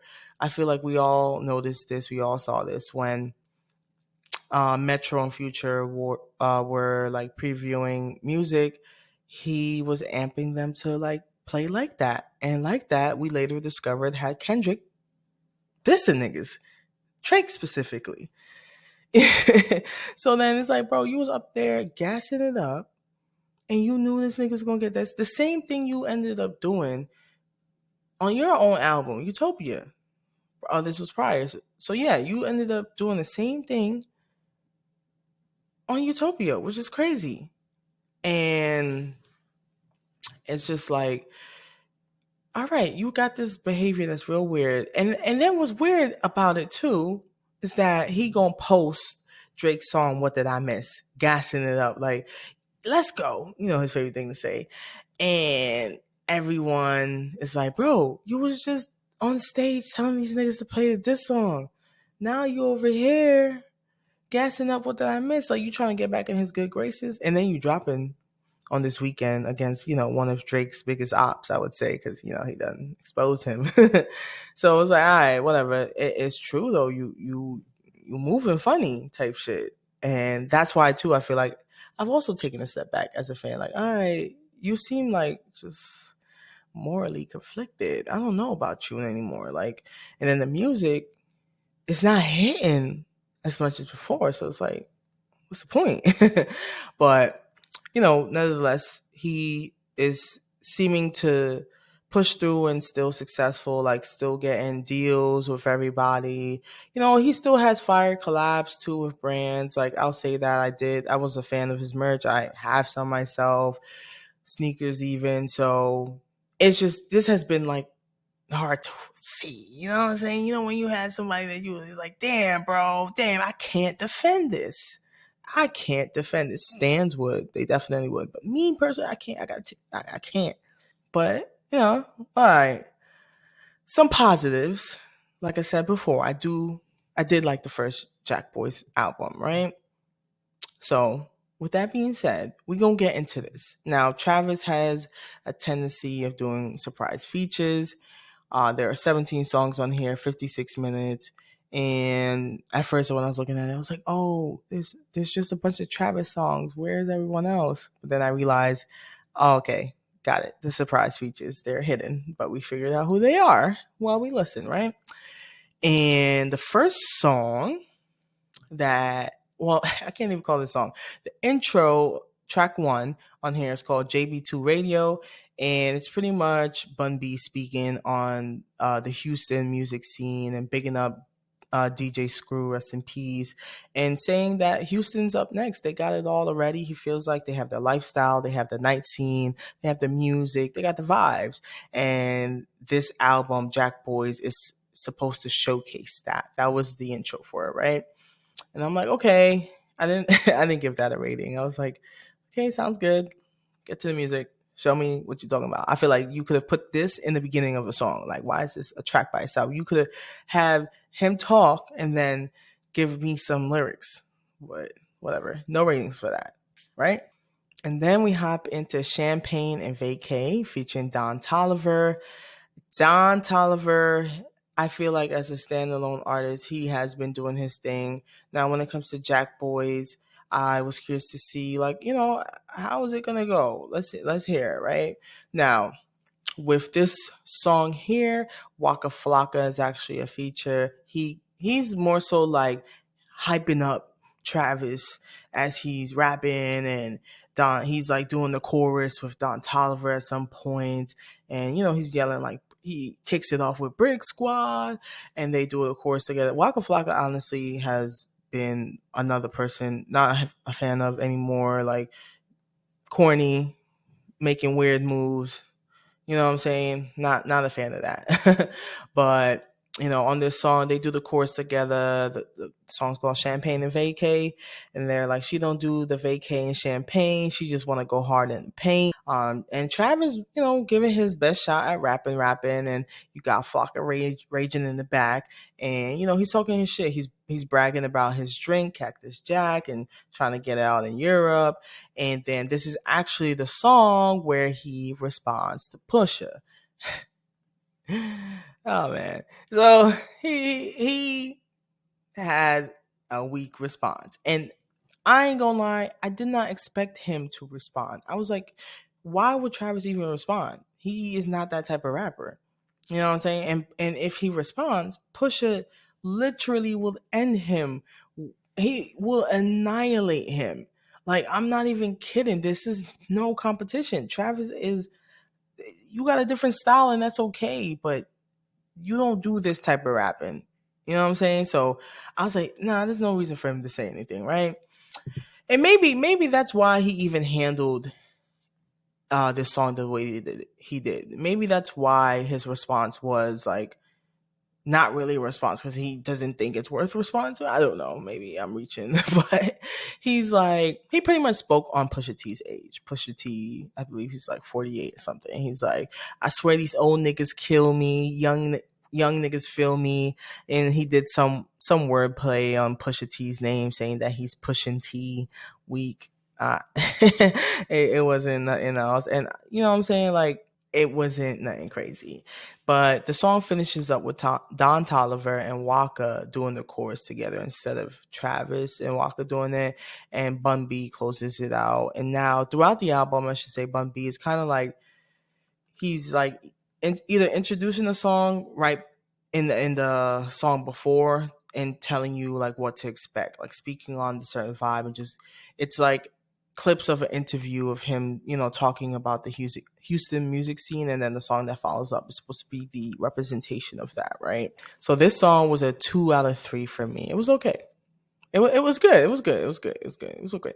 It was a 2 out of 3. I'll give it a 2 out of 3. All right. So then we hop into track 3 called 2000 Excursions. Oh, and then the song before, like I said, Bun B is like introducing it. So in that outro to the song, he's like, yeah, he mentioned something about excursions. And then we hop into 2000 Excursions. And on here, we have Sheck West and Don Toliver.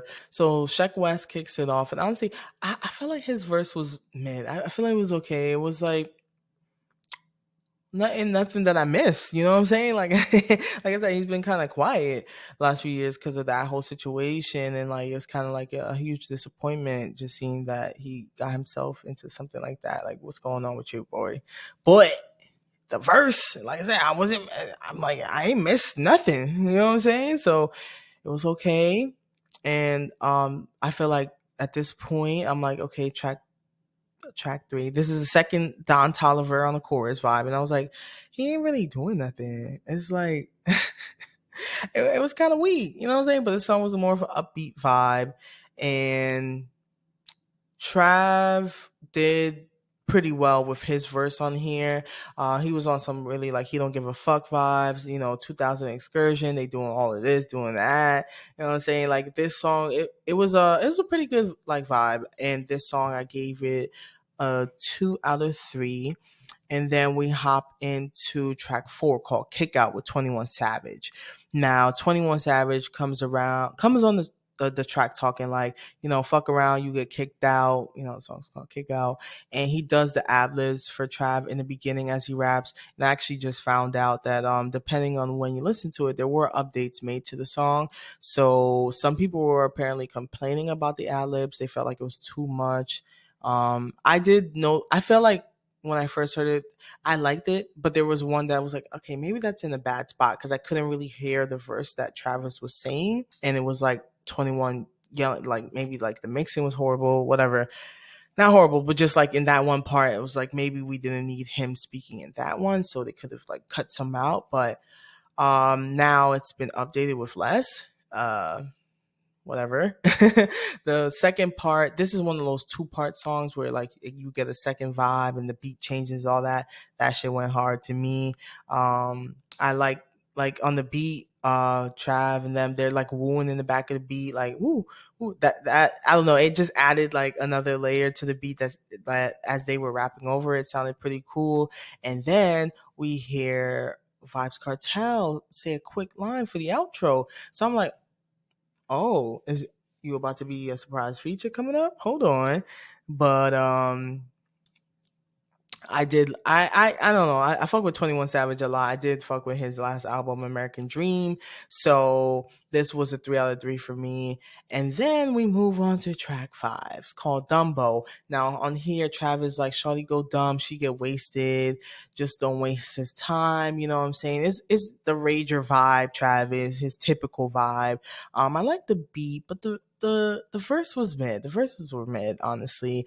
I gave this a 1 out of 3. And then we hop on the track 6. It's called MM3 with Soul Fago, and he's on here solo. So this song I had wrote down, I feel like this is for the YNs. Like I wouldn't be surprised if they like it, like the real young kids. Like Travis, has a fan base across like, you know, many age groups, it seems. So not it seems, but he definitely does, kids to adults. So it's not bad, but it just felt like, oh, this is one of those catchy quick vibes, you know what I'm saying? Like there was no groundbreaking lyrics, but I guess I shouldn't have expected that. I think because I reviewed this after listening to Let God Sort Him Out so many times, it was like, fuck, now I have to kind of like dial it. I have to change my brain to think, you know what I'm saying? Like those are different vibes, you know what I'm saying? Like, but yeah, even with that, me trying to give it the benefit of the doubt, I was like 1 out of 3. 1 out of 3. It's not really something. Even when I'm looking for the vibe, rage vibe, it wasn't really doing nothing for me. So that was a 1 out of 3. Now track 7 is called Velour with Don and Sheck West, Don Tolliver and Sheck West, and Bun B. He comes back. He's opening up with a line, and Don starts harmonizing with Sheck West in the back, like hyping up the song. And on this song, they're pretty much like, yo, she's so soft like my velour. That was supposed to be the hit line, I guess, but this song was weak to me. Like I said, it was like, yo, Sheck West, like I didn't miss hearing you, honestly. Like it was a 1 out of 3. Then we hop on you see the difference. We're now going on to track 8, right? It's called the song is called Contest, right? With Travis and Sylvago comes back on it, right? And by track 8 on Let God Sort Him Out, what was that? Track 8 on Let God Sort Him Out is fucking Ebida with Pharrell. That was still a better song than the track 8 here. But and I was dumb hype telling y'all the review. This one I'm like, like there wasn't much hitting at this point, and we're starting to approach the halfway point of this album. Now they have 17 songs on here, 4 more songs on here, and it's like, no, I don't know. The last 3 were 1 out of 3. That's kind of scary for me. You got 3 consistent flops in the middle of the album. I don't like that. And it already didn't really like I didn't really start off with anything crazy, you know what I'm saying? So anyways, track 8 contest with Travis Sofego. Travis on here, like he's been winning his whole life. There's no contest. You know what I'm saying? Like and at first I thought it was Cardi. I thought it was Playboy Cardi. I'm like, why he kind of sound like him? And then I was like, maybe he would have actually been a better feature placement here, because he does come on the album later on, but I feel like he could have done this song some justice. I did give it 2 out of 3. I did like the attempt that Trav was trying to, give to this song. I did like the vibe. But yeah. And I felt like some part of me was trying to cope. You know what I'm saying? Maybe I was being a little nice. Now I'm like, we gonna move on to track 9, right? It's called ILMB, which stands for I Love My Bitch. Sheck and Trav, and they come on here like simple. I love my bitch. They're yelling that back and forth pretty much. Maybe Don Toliver actually would have been a better feature here, considering, what happened. And he is with his woman that he loves. But I don't know. I wasn't feeling it. I feel like this is a song that I think, oh yeah, they actually did record this a minute ago, but maybe this would have been good like a couple years ago, but it was not hitting now. And they had previewed this song actually a few times. Travis had played it in a club in Paris back in January, and I don't know. I mean, the preview was good, but then when you hear the whole song, it's like and off rip, I'm like, yo, I don't know. I just it's not hitting.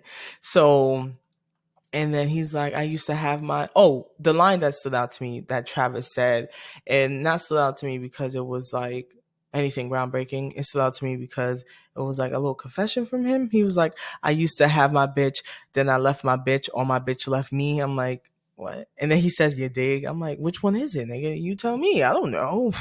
Shit was a 1 out of 3. It was a 1 out of 3. That was track 9. Now we enter track 10.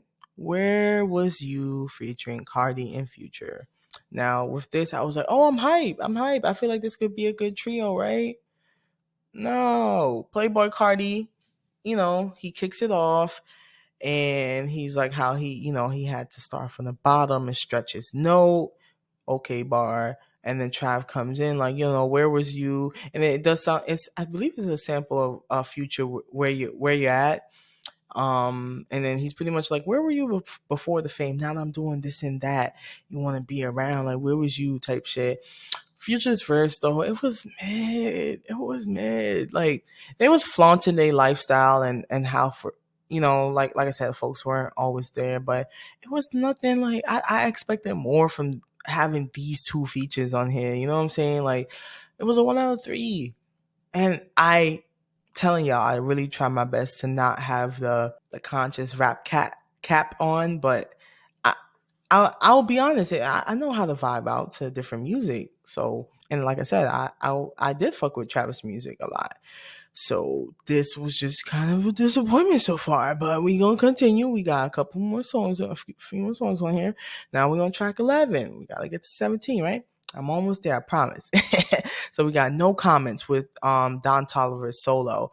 So far in the album, Don has not been hitting. Don is not hitting. Weak, you know what I'm saying? But this one, I feel like he started to like shine through a little bit, like, you know what I'm saying, like the curtain starts to open up a bit, oh, you waking up, you finally up, all right, cool, like you know what I'm saying, like he's on here, like, he's trying to do some things with his shorty. Sounds like a little love jam. And I really did like his song with Kali Uchis called For Me. I feel like, he's typically good with that, like that romantic type of whatever vibe.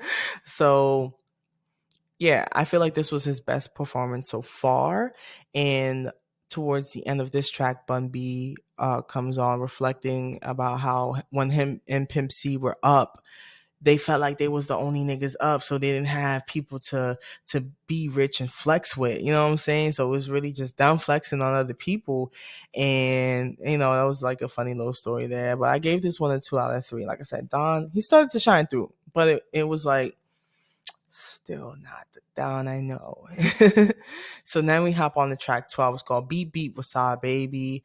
So this one, he's like, yo, my main hoe leaving, time to beep the side hoe, is that type of anthem. You know what I'm saying?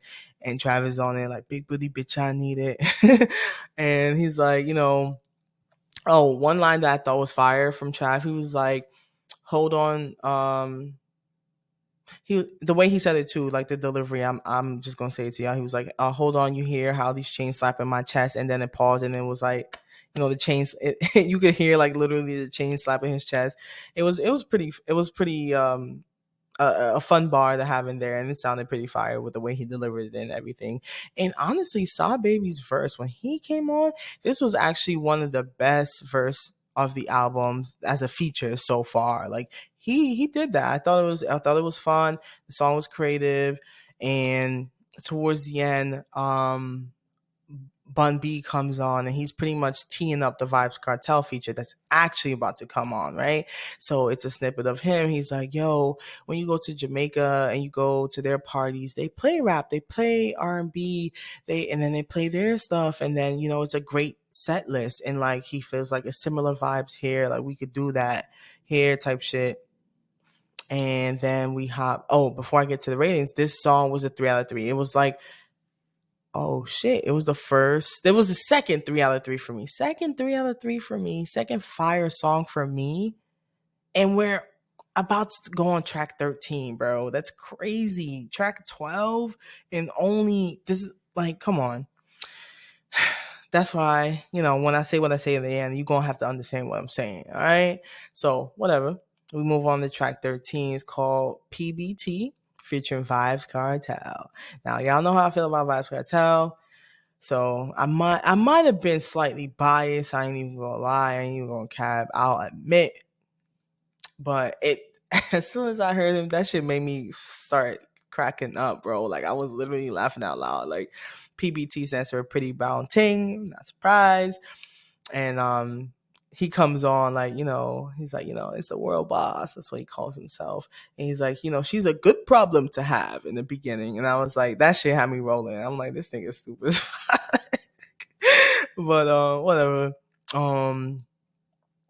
As I was hearing the song and the beat, I was like, damn, Tolliver should have been on this because, like I mentioned before, the song For Me with Kali Uchis, that was actually, they did a sample of a reggae song for that one.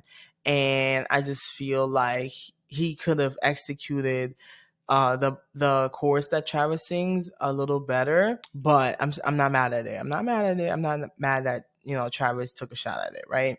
And he's done this before, like in the past, but yeah. So there's that. I feel like Don could have hopped on this, and then, but anyways, we have Tyler that hops on as another surprise feature. So now we got Vibes Cartel and Tyler on the same song. So it's like a dance hall, Afro pop, Afro beats, hip hop link up. You know what I'm saying? And they got me with this one. I was like, I was surprised, and I feel like Travis didn't do bad at it. Some people might disagree, but I gave this song a 3 out of 3. I'm gonna replay it and make sure I'm not being a little delusional a couple more times, just to see. All right, so now after the Vibes Cartel song, the reggae vibes type shit, you know what I'm saying? We hop into track 14 called Shine featuring Glorilla. And if you don't know, Shine is actually a Belizean rapper. Well, he's from Belize and he's a hip hop rapper.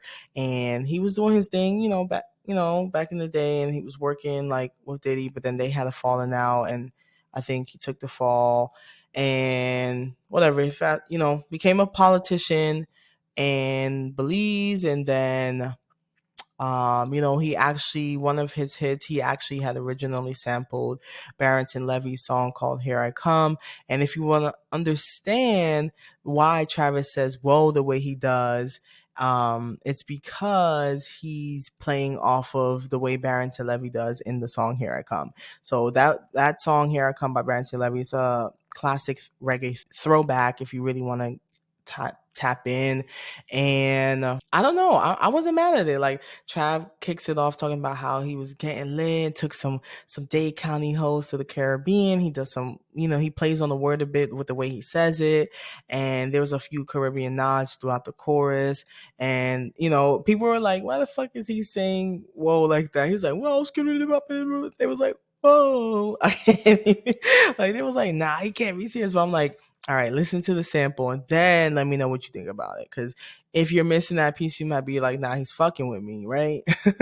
But I wasn't mad at it, honestly. And like on this track, the bass was booming. Like he really set it up well Glorilla to hop on and do her fucking thing. And every time Glow hops on a feature, she kills it. Honestly, I wasn't mad at it. This song was another 3 out of 3. And then we hop into track 15 called Outside with Young Boy Never Broke Again. And they're on the chorus, like, got your little bitch outside, getting her high off the Molly. Her man is stupid if he thought she was different, yada yada yada, talking they shit. The YNs love their NBA Young Boy. So this song, I wasn't mad at it either, but I did notice that the quality shift, as far as like the last 3 songs prior to this were 3 out of 3, and now we're going back to 2 out of 3. So it's like now we get into the bottom of the album, what's going on, but it was still a good song, right? So then we hop into track 16. It's called Can't Stop with Don Toliver, Future, and finally another Jack Boy, Wally the Sensei. I feel like they could have sprinkled in more of the Jack Boys, like outside of Don and Shaq. I feel like, Wally coming in now at the end, like, he could have been in here sooner, you know what I'm saying? But whatever, I digress. Wally's verse, though, was pretty fire. I did like the singing. That's why I'm like, damn, maybe you should have just brought him in more times that you decided to use Don Toliver, and it was like not hitting really there, you know what I'm saying? But whatever. Um, on here, I'm like, okay, he's been including a lot of songs with, like, the chorus being on some sing-songy, sing rap type of vibe. And on here, they're like, yo, they can't stop sipping. And Future on here was a nice touch. Like, he was on the back singing. It was a nice touch on the chorus. This song was a 2 out of 3. And then we hop into the last track, Florida Flow featuring Kodak. Now, Bun B, he's talking about how Miami sound was different. It was fast. They would speed up the songs down there. You know what I'm saying? They would slow it down. And when I heard the feature and saw that it was Kodak, I was like, really? We already got Shaq. Now you bring in Kodak, that's definitely just like problem. But on here, Travis, trying to give his best impersonation of, like, I feel like a Florida flow mixed with like his flow. So it's giving Kodak inspired, and the beat switches up for the chorus, and then Kodak is on some of the ad libs. I'm not crazy over him working with him, like I said, but when Kodak did say his verse, it was no lie, it was kind of hard to understand some of the lyrics. So I definitely was reading fucking Genius. Like, what is he saying? You know what I'm saying? But I don't know how Trav let him say towards the end of the song, he's like, his verse, he's like, yo, hit Kendall up. She says she like Popeyes, do a 2-man dinner with, her and Kylie Jenner. I'm like, why are y'all running a 2-man with his ex? But whatever, he let him get away with that. Now, I did like the beat switches. I did like Trav giving his Florida impersonation. I wasn't crazy over Kodak being on the song. But I feel like it wasn't a bad song. It was like a 2 out of 3 for me.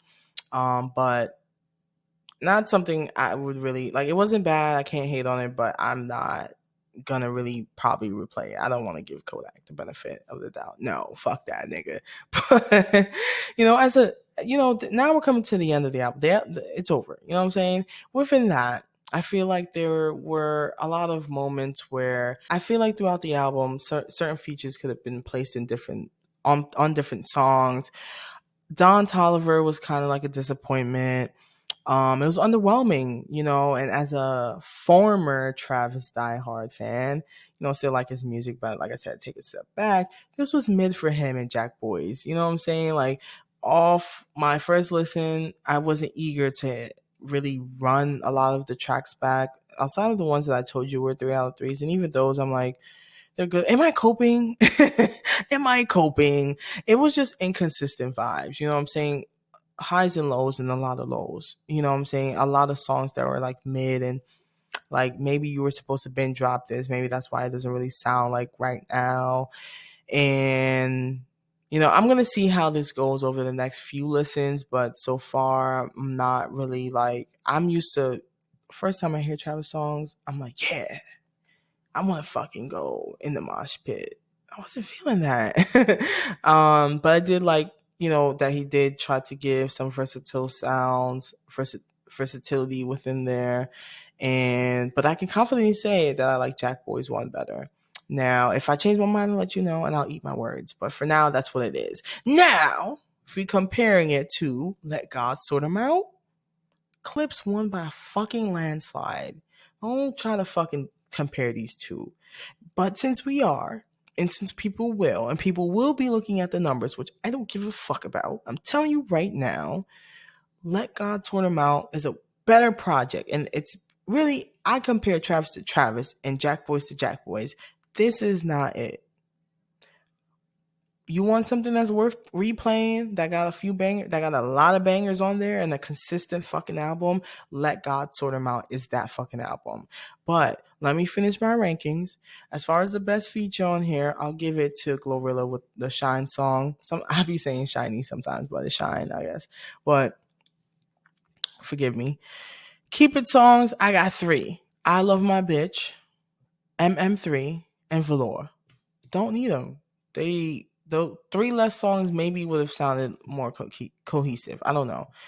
Best song on here, it was a hard pick between Beep Beep featuring Saw Baby and the Kickout song with 21 Savage. But now after some of the changes and everything, I feel like Beep Beep. I'll say Beep Beep was the top. And now my top 3, it'll be Beep Beep versus featuring it'll be Beep Beep featuring Saw Baby, then Kick Out with 21 Savage. Last but not least, Shine with Glorilla. And the overall ratings, this was a 7 out of 10 for me. This was a C. I have heard better from Travis. And like I said, the little response he did to Pusha, I guess he was like, oh, whatever, these old ass niggas, I don't give a fuck. That's what it, I guess, because the lackluster lyrics are, he didn't even have to say that.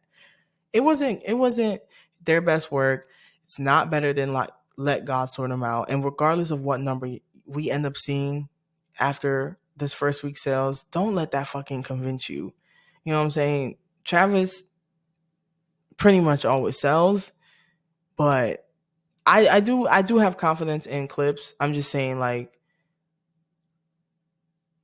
I wouldn't be surprised if, just because of the people, not saying that people weren't anticipating Clipse, it was just like people have been looking for this JACKBOYS. It's a different era, so I wouldn't be surprised how those numbers turned out. But at the same time, I don't care, because I decided that I like this album more. That's what I'm listening to. And I encourage you guys to listen to them both. I specifically encourage y'all to listen to Let God Sort 'Em Out. If you love rap, listen to that. Now, as I said, I'll sprinkle in some thoughts on Larry June's album and Burna Boy throughout the week. I'll be chatting to y'all on the socials. So if you're listening, make sure you stay tuned at The Culture Decides on everything. You know what I'm saying? I'll be sharing my opinions on things and chatting to y'all. Listen, don't be afraid to talk to me about shit. I don't care. Hit me up either via the link in the audio episode to tell me your thoughts on this episode, comment on whatever. Let me know what y'all thinking. Y'all the culture, so tapping in with y'all too. You know what I'm saying? And like I said, I'm always down to do a collab and talk to y'all about music. And then also, just grateful for you all for listening. Like I said, it's my birthday week, so download, like, subscribe, share, whatever you can. I appreciate it. And I will be back next time with more to talk to y'all about, because I'm sure we're going to see a lot of shit unpack as these albums start to take the charts. Y'all have a great rest of July. I'll be back towards the end. Thank you for tuning in. Let God Sort 'Em Out, and be well.